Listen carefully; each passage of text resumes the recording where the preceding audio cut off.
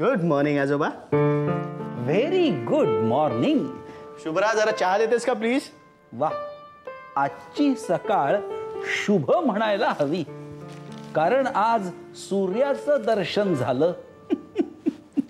आजोबा हवं तर मी कान पकडतो, पण तुमच्या शैलीत शब्दांची शिक्षा नका न करू. शिक्षा?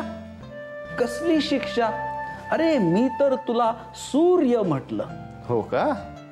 पण तुम्ही म्हटलेला हा सूर्य पावसाळ्यात न दिसणारा आहे हे मला कळत नाही का?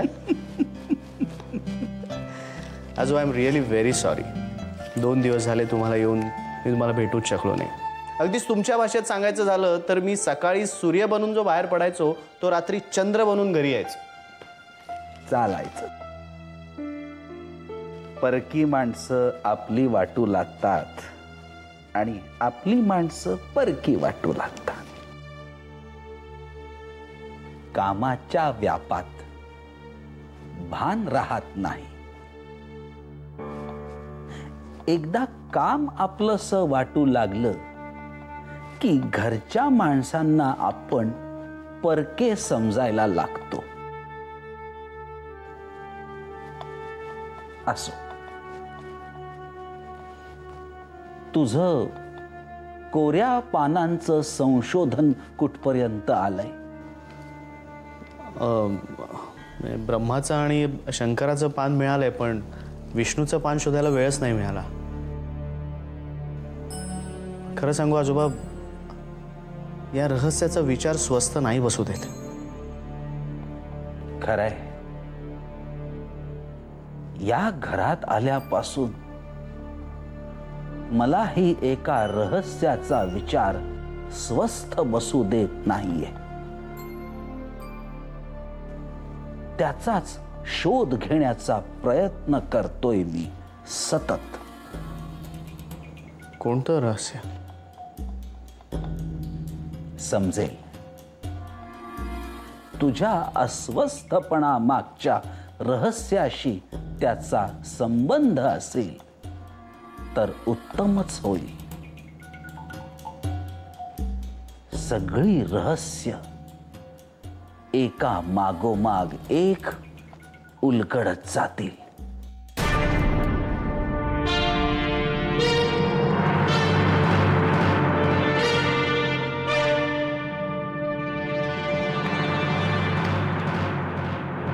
बाळशास्त्री हत्या प्रकरणी मी चौकशी करायला आलोय.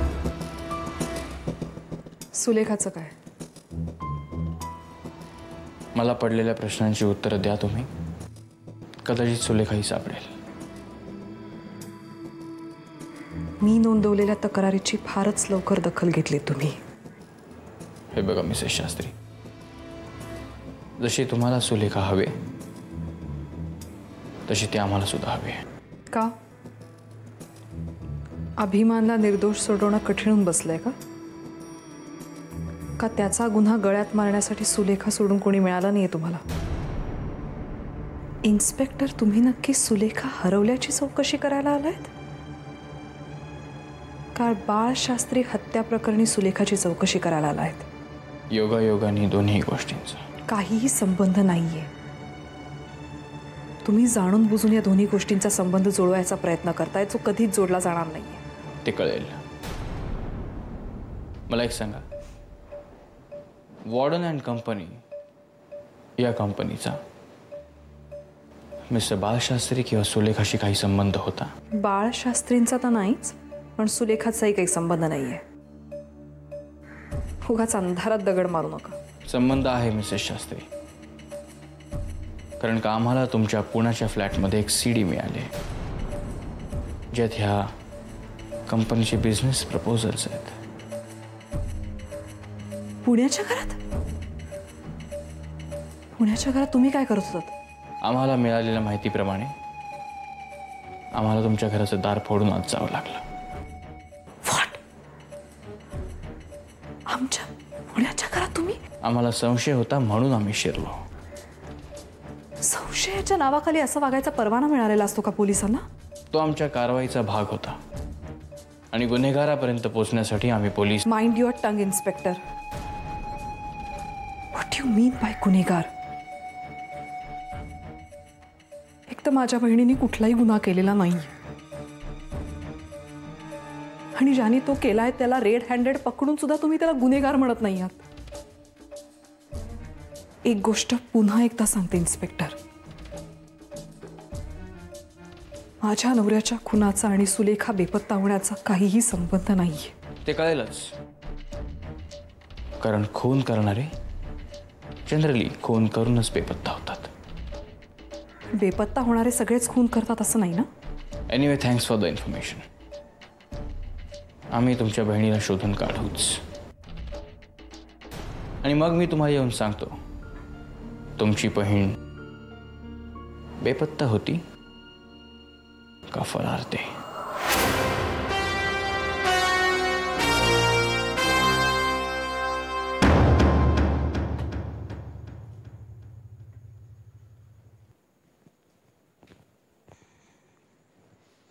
चहा.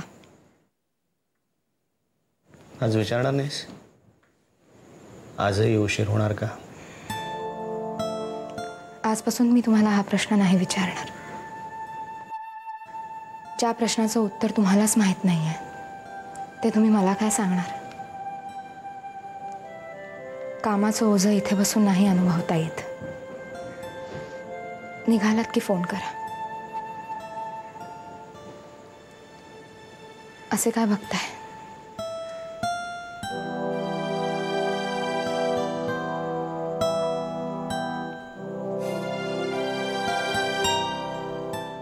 तोच निरागसपणा,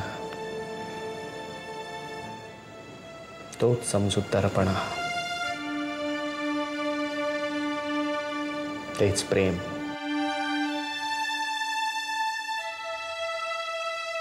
तू आहेस तशीच आहेस का? मीच बदललोय.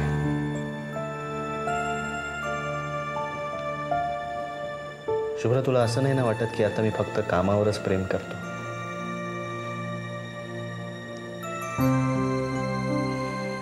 जाऊ दे, निघायला उशीर होतोय. आज निघायला उशीर झाला तरी यायला उशीर नाही होणार मला. आज मी लवकर घरी येतो. आपण बाहेर जेवायला जाऊया. भरपूर गप्पा मारायच्या आहेत मला आणि एक महत्त्वाची गोष्टही सांगायची.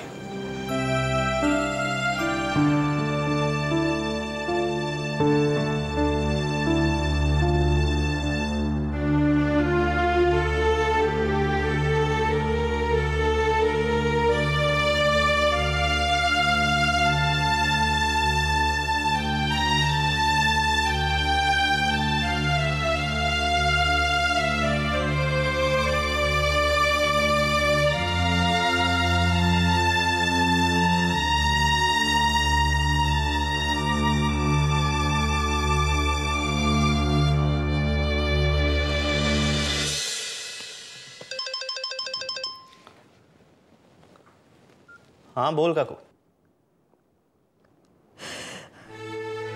काकू काकू काय झालं? आधी तो विक्रांत भोसले आला होता रे इकडे. काय? तू तू तू आधी शांत हो. तू काय म्हणाला तुला? आधी तो म्हणाला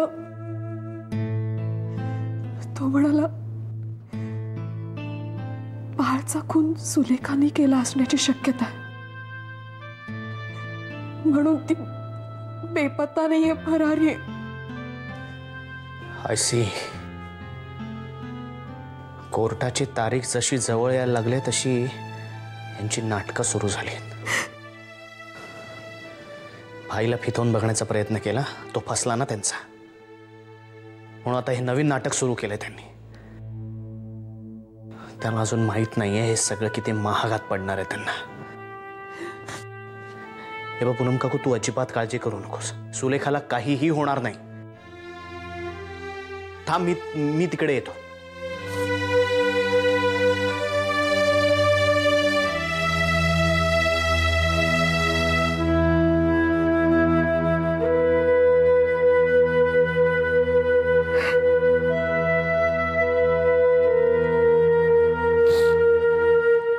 कधी कधी मला असं वाटतं वहिनी की आयुष्यात घडणारी प्रत्येक घटना, मग ती चांगली असो किंवा वाईट, सगळंच विधिलिखित असतं. खरं सांगू शुभ्रा, नशीब, भाग्य या गोष्टींवर माझा फारसा कधीच विश्वास नव्हता. माणसाचं नशीब त्याच्या हातांवरच्या रेषा नाही, त्याची इच्छाशक्ती ठरवते या मताची होते मी. पण मध्यंतरीच्या काळात कसलीच इच्छा उरली नव्हती आणि ती पूर्ण करण्याची शक्ती सुद्धा.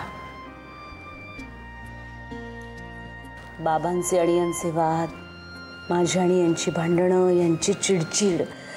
आता तुम्ही तो कसलाही विचार करू नका वहिनी. आता फक्त पुढे बघायचं.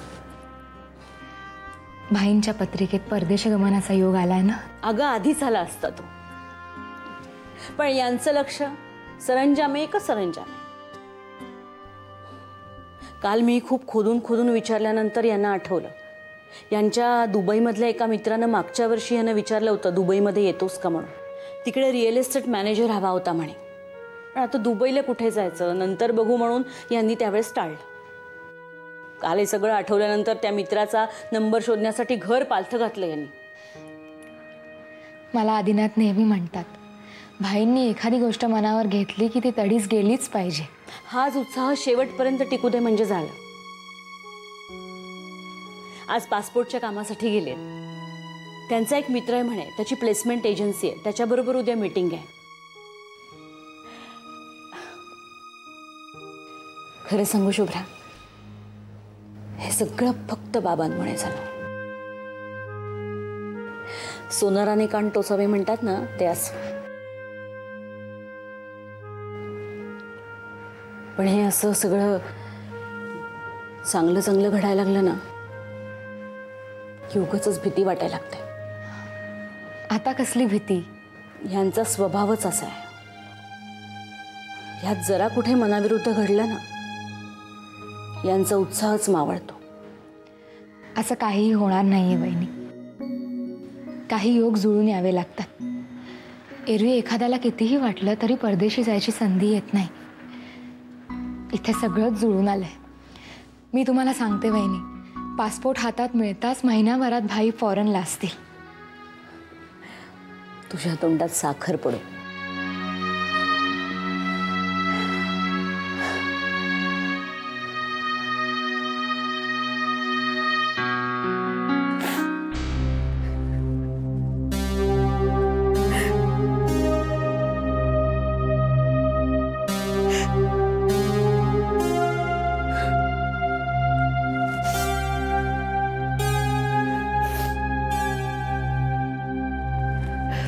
आता नाही वाटत आधी याच्या पुढे काही पॉझिटिव्ह घडेल असं.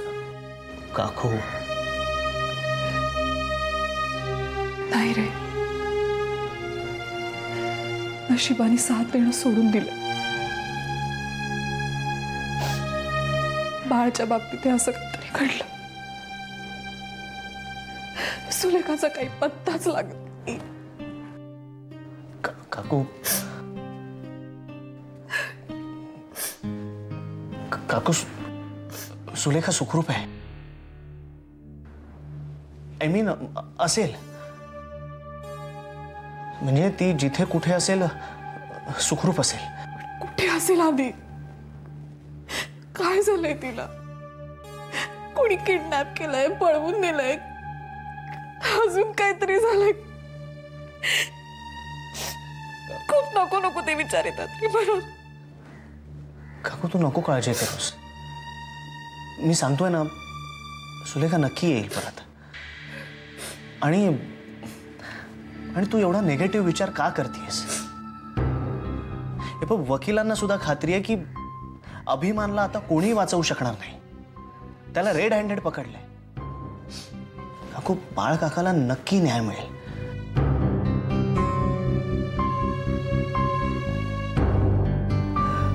आधी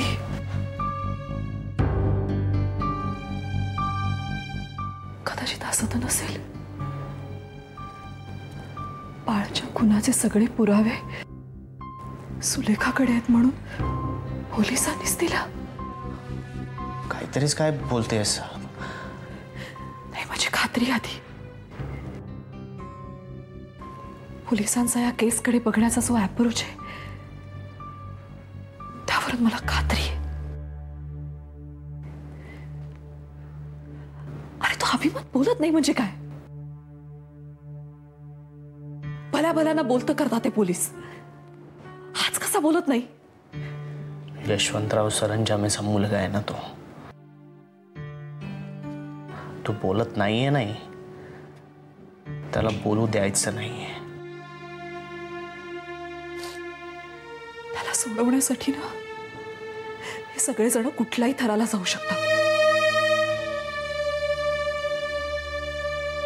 मला तर नक्की वाटतंय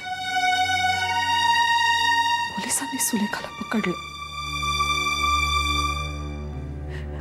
आणि तिच्या तोंडून खुनाची कबुली करून घेतल्याशिवाय सोडायचे नाहीत तिला. हे काय झालं रे आधी? खूप साधी रे सुलेखा. हे काय झालं?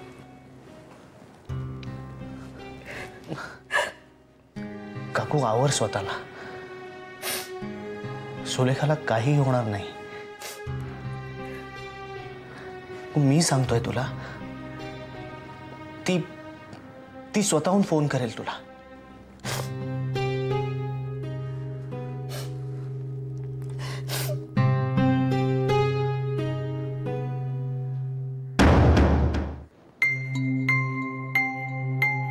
आय नो विक्रांत, हिअरिंगची डेट आठवड्यावर आली आहे, तरी तू खूप शांत आहेस. व्हॉट्स युअर प्लॅन विक्रांत? गेली 6 वर्ष डिपार्टमेंटमध्ये काम करतोय मी विराज. रचलेले सापळे आणि रचलेले प्लॅन्स कधीही फेल गेले नाहीत. सगळ्या संभाव्य गोष्टी लक्षात ठेवून जसा प्लॅन आखला होता सगळं अगदी तसंच घडतंय.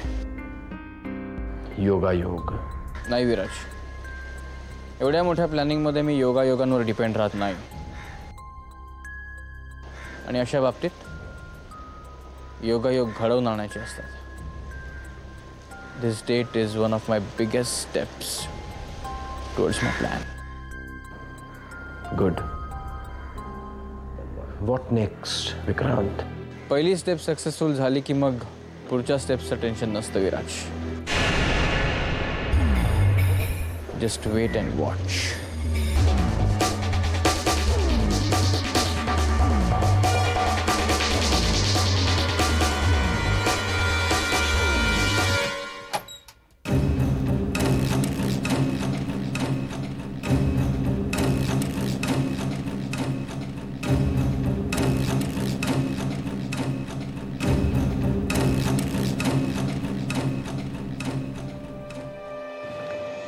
हां बोल आधी.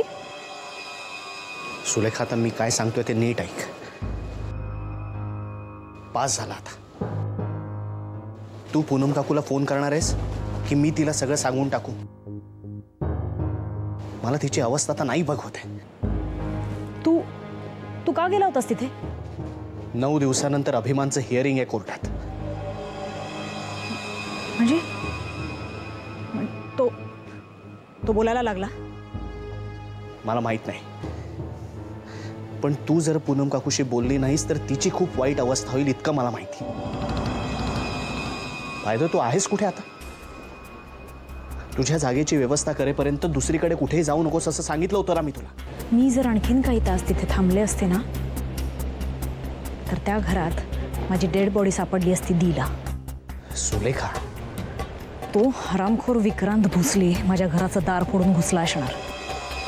सुलेखा, तुझ्या घरात मी माझी एक सीडी विसरलो.